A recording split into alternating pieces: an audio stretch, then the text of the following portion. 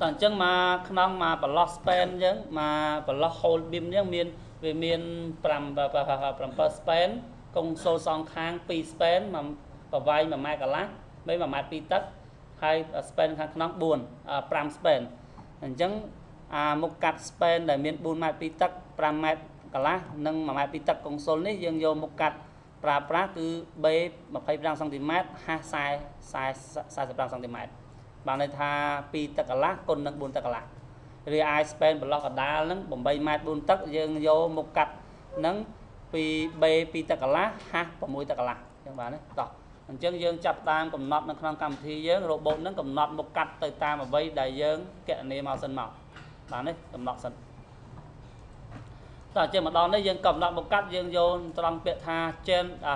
general parameter វាមាន B ហាស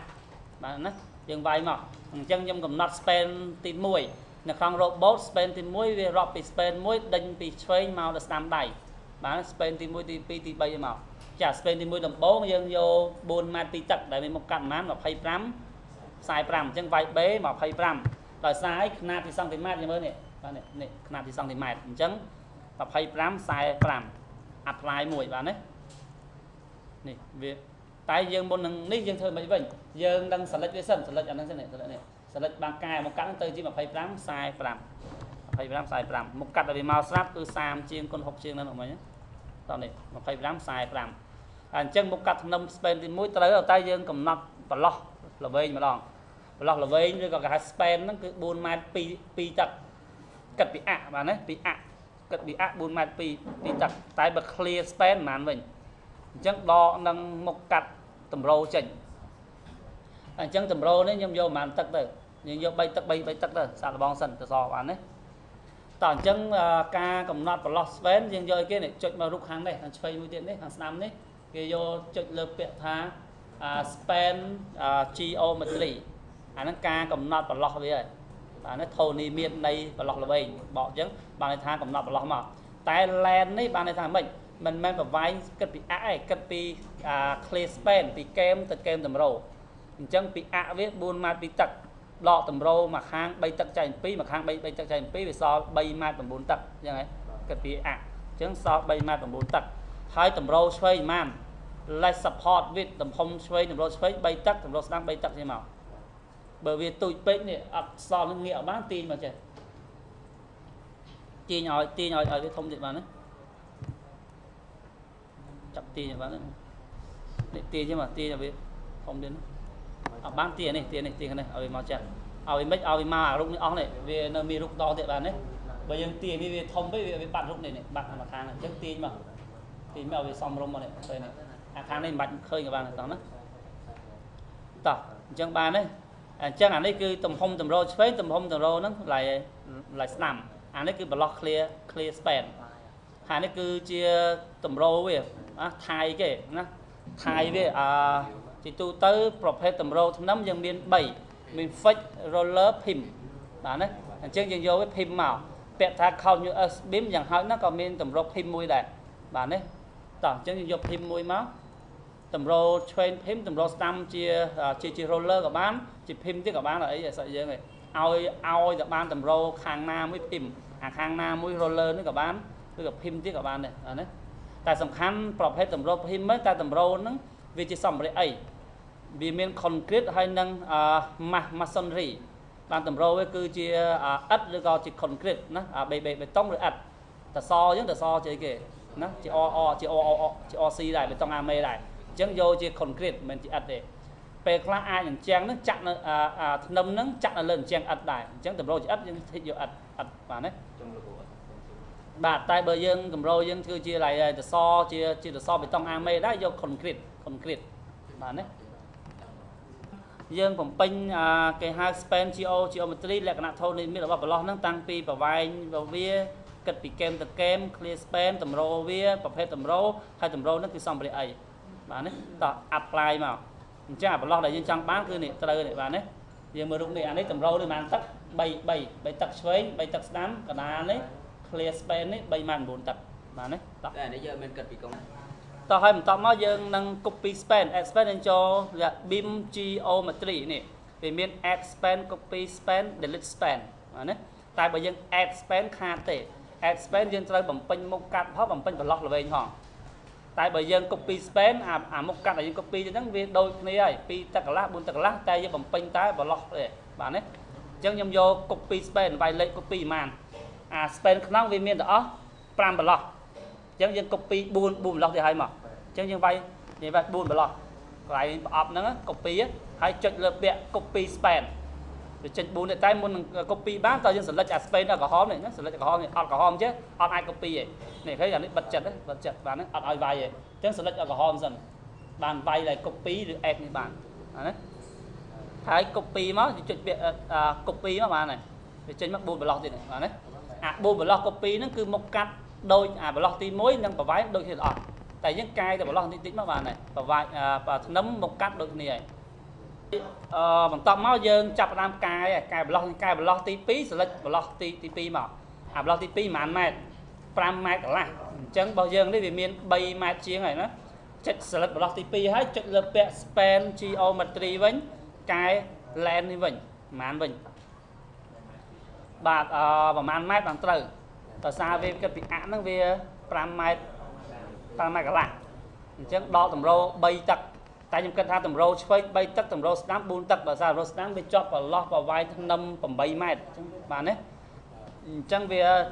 យក5ម៉ែត្រកន្លះដកនឹង3ទឹកចែក2បូកនឹង4ទឹកចែក2អញ្ចឹងវាសល់ប្រហែល5ក្បៀសម៉ានបាទណាដក3ទឹក15ទៅណាហើយតម្រូវឆ្វេង3ទឹកតម្រូវស្ដាំ4ទឹកសូមវា4បាទណាហើយតម្រូវយកលក្ខខណ្ឌភីមដូចគ្នាទៅហើយ apply មកបាទនេះយើងឃើញមុខកាត់អីគេតម្រូវឆ្វេងទៅជាតម្រូវស្ដាំហើយអាតម្រូវស្ដាំនេះខ្ញុំ select ប្រឡោះទី3ទៀតមកកែទៀតប្រវែងវាពីអាក់ហ្នឹង8ម៉ែត្រ4ទឹកតម្រូវសងខាង4ទឹកអញ្ចឹងសល់ពីនេះប៉ុន្មានពី clear span 8សល់8ម៉ែត្រតម្រូវឆ្វេងក៏4ទឹកដែរស្ដាំក៏4ទឹកដែរបាទណា apply មកតែនេះកែខ្លះអាប្រឡោះទី3មិនមែនកែតែប្រវែងតែកែមុខកាត់ទៀតមុខកាត់ក៏មិនមែន2ទឹកកន្លះ4ទឹកកន្លះដែរវាប៉ុន្មាន2ទឹកកន្លះ6ទឹកកន្លះអញ្ចឹង select អានឹងហើយយើងបកមកកន្លែង general parameter យកអាហាសនេះ4ទឹកកន្លះដាក់6ទឹកកន្លះវិញ apply ភាសាទៀតនេះឃើញធំជាងហ្នឹងបាទណាតោះយើងកែប្រឡោះទី4នេះទៀតវា5ម៉ែត្រកន្លះវាអាក់អញ្ចឹងវាសល់ប្រហែលសល់5ម៉ែត្រ1ទឹកកន្លះហើយតម្រូវឆ្វេង4ទឹកតម្រូវស្ដាំ3ទឹកវិញដែរ apply មកហើយអាប្រឡោះទី5នេះវាឆ្លោះគ្នាមួយអាប្រឡោះទី1នេះហើយវាប្រវែងដូចគ្នាមុខកាត់ក៏ដូចគ្នាដែរ4ម៉ែត្រ2ទឹកអញ្ចឹងអ្វីដែលយើងចង់បានប្រឡោះនៅខាងក្នុង5ប្រឡោះហ្នឹងត្រូវហើយយើងកំណត់មុខកាត់នឹងប្រឡោះល្វែងត្រូវអស់ហើយយើងនៅតែបន្ថែមនឹងគេ add console ក្នុង console ទាំងសងខាងឆ្វេងមួយស្ដាំមួយ console អញ្ចឹងយើងនៅតែកំណត់ console ធ្នឹមលយគេហៅ console ក៏បានធ្នឹមលយក៏បានគេហៅ cantilever បាទណាឆ្វេងឲ្យស្ដាំអញ្ចឹងយើងយកឲ្យណាយើងយកពាក្យថា beam geometry នេះវាមានពាក្យអីគេ cantilever នៅខាងម្ដុំខាងស្ដាំនេះវាមាន left and right អញ្ចឹងចុច tick left មកវាលោត message មកយើងវាចេញឆ្វេងមួយហើយបាទណាហើយចុច right ទៀត right មួយទៀតមកបាទណាបាទយើងមិនបាច់ add អីចុចគ្រីសវាចេញឲ្យវាចេញអាកុងសូលឆ្វេងស្ដាំហ្នឹងក៏តែមិនដឹងមុខកាត់ប្រមាណមិនដឹងប្រវែងប្រមាណហើយយើងចាំយើងកែវាឲ្យយើងកែប្រវែងកែមុខកាត់តម្រូវដែលយើងចង់បានតែសំខាន់ឲ្យដល់វាបង្ហាញមកសិនថាវាមានធ្នឹមកុងសូលឆ្វេងកុងសូលស្ដាំបាទណាតោះអញ្ចឹងយើងអាចនឹងកែវាទៀតមកកុងសូលឆ្វេងប្រវែងពីអាក់យើង1ម៉ែត្រ2ទឹកអាស្ដាំក៏1ម៉ែត្រ2ទឹកដែរអញ្ចឹងយើងចង់ដឹងប្រវែងវាប៉ុន្មានយើង select វាសិន select វាមកក្រហមមកបាទណា select ក្រហមជាមកយើងមកមើល span geometry វា1ម៉ែត្រគិតពីកេមអញ្ចឹងយើងវា1ម៉ែត្រ1ម៉ែត្រ2ទឹកពីអាអញ្ចឹងយើងដកតម្រូវ3ទឹកចែក7សល់ប៉ុន្មានសល់1ម៉ែត្រ05អញ្ចឹងត្រូវបាទ apply មកហើយអាខាងស្ដាំក៏អញ្ចឹងដែរដូចគ្នាប្រវែងដូចគ្នាដែរណាយក1ម៉ែត្រ05ដែរ apply ដែរបាទណាអញ្ចឹងយើងប្រឡោះក្នុងជាប់ទាំងអស់នោះយើងបានកំណត់អស់ហើយបាទណាដែលកុងស៊ុលក៏គេរាប់ថាជាប្រឡោះដែរបាទណាអញ្ចឹងធ្នឹមយើងនេះវាមានតែប្រមាណប្រឡោះវាមាន7ប្រឡោះទី1កុងស៊ុលក៏វាតាំងទៅជាដែរប្រឡោះដែរប្រឡោះទី1ទី2ទី3ទី1ទី2ទី3វារាប់ចេញពីឆ្វេងដៃមកប្រឡោះ តអញ្ចឹងយើងអាចនឹងកែអាឡាយឈ្មោះប្រឡោះល្វែងP2 ឬក៏តម្រូវ V1 V2 V3 នេះបានកែឈ្មោះវាបានណាតែពេលដែលកែនោះវាមិនមែនប៉ះពាល់ទៅដល់ការកណនាក៏យើងឲ្យឈ្មោះវាឲ្យល្អមើលថាឆ្នាំបានន័យថាតាំងអក្សរ B ឯឆ្នាំទី1 B1 ឆ្នាំទី2 B2 B3 B4 ទៅហើយតម្រូវឆ្នាំគឺជាសសអញ្ចឹងសសគឺតាំងអក្សរ C C1 C2 C3 អញ្ចឹងយើងselect មិន select នេះមកបាទណាហើយយើងយកអីយើងយកBIM geometry យើងដោះ tick នេះបាទវាមាន span support បាទណាវាដាក់អា numbering of នេះបាទណាបើយើងឲ្យវា program ដាក់ឲ្យយើងស្វែងប្រវត្តិឈ្មោះវាហ្នឹងតាំងដោយ P តាំងដោយ V បើយើងដោះ tick វាអាចកែបានដោះ tick span ដោះ tick support អញ្ចឹងត្រង់ span geometry យើងកែបាននេះapply មកបាទណាហើយកែមកនេះវាគេអក្សរនេះ name នេះវាឲ្យកែដាក់អីដាក់ទៅបើយើង tick វាកន្លែងនេះ fix វិញកន្លែង name ហ្នឹងមិនអាចកែបានទេនេះ name ហ្នឹងបាត់ហើយនេះសឲ្យកែ name ហ្នឹង P ដឹងតែឈ្មោះប្រឡោះដឹងតែ P ហើយឈ្មោះតម្រូវដឹងតែ V បើយើងចង់កែកន្លែងចុចកន្លែង BIM geometry ដោះ tick វាពឹបបាទណាគ្រីសវាហ្នឹង apply ពឹបកែបានអានេះទៅដាក់អីវិញដាក់អក្សរ B1 វិញមកនេះV ខ្ញុំដាក់អក្សរ C វិញ apply វិញបាទវាដូរនេះរូបរាងនេះអក្សរដូរ B1 C1 ហើយ select space មួយទៀតមកកែទៀតអានេះបាទ P2 ខ្ញុំដាក់ B នេះ2វិញហើយអានេះ V2 ដាក់ C2 apply វិញតែបើយើងមិនដោះ Chris element ទៅកន្លែងហ្នឹងមិនឲ្យយើងប៉ះពាល់ទេអត់ឲ្យយើងវានឹងឃើញសអត់ឲ្យយើងកែបានទេវានឹងឲ្យទៅឈ្មោះឲ្យឈ្មោះឲ្យយើង program វាឲ្យឈ្មោះថា P1 P2 និងតម្រូវ V1 V2 V3 ទៀតទៅតើឲ្យយើង select មកចង់កែ select អស់ select មកកែឡង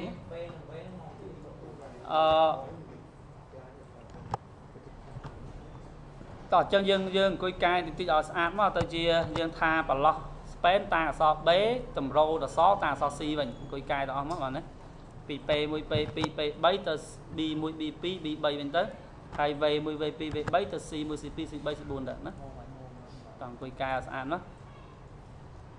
តែបើយើងយកល្អយើងថាមិនបាច់យូរមិនបាច់កែវាមិនទៅតួអក្សរទៅគឺការតាំងឈ្មោះទៅវាមានប៉ះពាល់ទៅដល់ការកណនាទេបាទណាតែក៏យើងដឹងថាក្នុង robot ហ្នឹងយើងអាចកែបានឈ្មោះហ្នឹងមិនមែនថាឲ្យតែវាកំណត់ឲ្យរហូតទេបាទណាតោះអញ្ចឹងថ្ងៃក្រោយ span ទី1តាំងដល់អក្សរ B1 ឈ្មោះវាមិនតាឈ្មោះវា B1 ទី2 B2 B3 អីវិញហើយតម្រូវអញ្ចឹងតម្រូវទី1 C1 C2 C3 វិញបាទណាចាស់ហើយអាធ្នឹមសេរីចាស់បានថា robot សេរីចាស់បានថាធ្នឹមបានតែ straight beam ធ្នឹមត្រង់ហើយសេរីថ្មីធ្នឹមជាធ្នឹមដបូលមេដបូលមុំជាក៏មានធ្នឹមចដាក៏មានដែរអញ្ចឹងដែរនេះពាក់នេះអាចុងក្រោយនេះបាននេះបើធ្នឹមដបូលយើងធ្វើរកអីណានេះយើងដូរមកត្រង់ទៅជាដបូលទេបាទណាវាអាចធ្នឹមដបូលក៏បានវាយមកមុំប្រមាណក៏ពុះប្រមាណបានឬក៏ធ្នឹមទៅជាកម្មចដាស្ទាយក៏បានដែរបាទណាធ្នឹមឡើងចុះបានតែ robot សេរីចាស់អត់មានទេបាទណាតែបើយើងធ្នឹមយើងមានលក្ខខណ្ឌអញ្ចឹងយើងកណនាអញ្ចឹងមកបាទណាយើងវាយប្រឡោះនេះប្រហែលអា landing នេះអាធ្នឹមថាសចដាប្រហែល vest នេះតួចដាប្រហែលថាសនេះប្រហែលឬក៏មកកាច់អញ្ចឹងក៏បានដែរធ្នឹមបាទណាចាបាទណាតែបើធ្នឹមយើងត្រង់ទេយកឲ្យលើនេះត្រង់បាទណាហើយយកធ្នឹមតូចធំក៏បានដែរបាទណាអាចតូចធំទេមកតែពេលច្រើនមិនងាយមានទេបាទណាតោះវាតូចធំអាចថាបើធ្នឹមហ្នឹងមុំម៉ងតូចកម្លាំងកាត់ខ្លាំងអញ្ចឹងកដានេះមុំម៉ងតូចដាក់តិចបានតែគោលតម្រូវនេះកម្លាំងកាត់ខ្លាំងមកកាត់ធំដើម្បីឲ្យកម្រិតដែលកងហ្នឹងសមរម្យមួយអាចជ្រៀកជាបានដែរបាទណាតែយើងអត់ដែរធ្វើអញ្ចឹងបាទណាអញ្ចឹងអាចលក្ខខណ្ឌផ្សេងតូចធំអញ្ចឹងបានដែរបាទណាតែវាមិនសូវអនុវត្តជាស្ដាយមិនសូវមានអញ្ចឹងតែអាចនឹងធ្វើបានណាបាទចង់បានអ្វីធ្វើតាមហ្នឹងបាទណាតែរបស់យើងត្រង់យើងយកនេះត្រង់យល់ទេអញ្ចឹងថ្ងៃក្រោយយើងអាចប្រើធ្នឹមរៀងផ្សេងកណនាធ្នឹមដបូលយកនេះមួយតែឯងមកដាក់តម្រូវ fix សងខាងយកនេះមកបាទនេះតោះតែយើងអត់ទេបើយើងត្រង់យកត្រង់នេះមកបានបាទនេះកុំកែវាបាទនេះហើយពេលខ្លះមិនត្រង់ទេត្រង់តែវាវាចអញ្ចឹងវាយនេះវានឹងទេបន្តិចវា slope បន្តិចវានឹងជ្រៀលបន្តិចមកវាយមកកម្ពស់នេះប៉ុន្មានកម្ពស់នេះ1ម៉ែត្រអីទៅវាទៅជ្រៀលបន្តិចបាទណាយល់ទេទៅទេបន្តិចតែបើយើងថាវាយកម្ពស់នេះ0វាទៅ straight beam ធ្នឹមត្រង់អត់មានអីបាទណា rửa dương trong vai của này thiệp các bạn này các bạn tập anh chân bảo tế dương tế bạn ấy vô vào cái stack beam là đài bạn ấy toàn chân nơi bịa tha chụp lơ rút này so tha advanced này thì miền này bạn ấy thì miền lại cái spray reinforcement đai cứ tha cái gì bỏ tha đai to bạn ấy rồi gọi cái prefabricated bà nâm với cứ nâm chạm chỉ sạch bạn ấy chạm hay lơ đạn mình chạm nơi nâng còn lại nhỉ ở miền nhưng nơi cả than bay pum mà chạm nó chạm hay lơ đạn cái hai prefabricated với mà nâng chia beam và precast beam tại bây giờ bữa chạm hay lơ đạn thế mà gì bởi chạm hay lơ đạn chạm chỉ sạch nhưng chuyện lơ về máu nhưng chuyện này C mũi năng CP này cái hai support đẹp chạm hay lơ đạn do nó lơ từ côn lơ là còn lơ tầm rô nó bảo vai côn tầm rô này màn C mũi CP này côn pram hôn song hàng này mà bạn ấy tại bờ dương nằm dương vai pum nó cả tháng chạm nó cả tháng tế ập lại thấy nhận năng thế bạn ấy không cả tháng thì hai kata CIP bạn ấy nằm chạm nâng còn lại chạm nó cả tháng bạn ấy tỏ chân ca đặt thầm rốt như dương châu để nàn á tỏ dương châu OC này tỏ dương châu cái này dương châu bịa tha opening nó vô bịa tha opening cho nhập tên lên mùi bạn đấy bạn tỏ hay dương lúc anh chào class dương lúc anh chào class lúc general parameter chào khoai mới chào là hay khoai chào tốc ta lại tên lên mùi bạn này này đó hay dương khơi máu bịa tha chọc bà hầu này bạn đó bịa tha open đấy bà hầu trong này vì miền bà háo hay vì miền nằm râu này vì miền thai với bay nhỉ vì miền thai với rectangular bà háo riêng chặt cao cái bốn trống bà háo riêng múl round hơi nè trong cái miền bà háo cứ ép cho những điểm nằm râu tại vẹt nằm râu áp ai múl lên miền tai riêng chia chặt cao cái chẳng clear trong cái nhất cứ chia nằm râu này ép cho những điểm bạn đấy chân nhưng bây giờ tích chân lẹ tham được non lại rụng ní nem nó một năm rong thôi kể hai anh ấy năm spend number năm rong đặt là block thì man block lấy man vay mà để dân sẽ lấy nào lấy buồn lấy buồn lấy pram lấy pram chân nhưng đặt năm rong nó block lấy man bởi dân drop block lấy bốn vay lấy buồn rồi gặp mình drop thế vô mang sẽ lấy cho lấy buồn này block tập bạn đấy năm rong block bay mai buồn tập này đây buồn hai chung thấy kể chung ấy đã tới mình đã lột mình đã chung tha chê muối đó các bạn đấy chọt muối các bạn anh chung về để hai anh sẽ kể anh đang rất cứ ti tăng năm rong là dân thiệp nạt năm mê đã có lo tí bốn này ti tăng nơi được lòng mà nhầm trong ban năm rong nó nơi bẹt cả đá năm mê hai cầm pu với sma năm mê bạn đấy anh chẳng ti tăng rất nó cứ thiệp nâng cầm pu năm mê ít ti tăng rất ti tăng ít thiệp nâng vào vai năm mê này